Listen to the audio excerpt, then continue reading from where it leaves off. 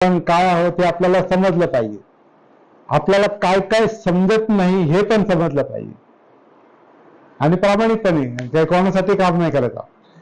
आपण काय दुसऱ्याची जबाबदारी नाही घेऊ शकत.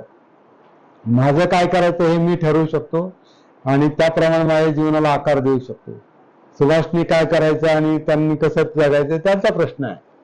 मी त्यांना नाही असं करा तसं कर. त्यांना त्यांच्या जीवनाचं भान आल्यानंतर ते जे काही करतात ते योग्य आहे की अयोग्य आहे, ते जे काही विचार करतात तो योग्य आहे की अयोग्य आहे, हा त्यांना समजल्यावरच त्याला ते त्यांच्या जीवनाला ते गती देऊ शकते.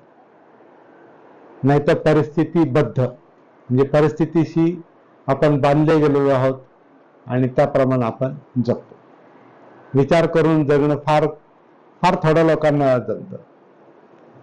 बहुतेक लोक प्रवाहापती असतात, प्रवाहाबरोबर वाहत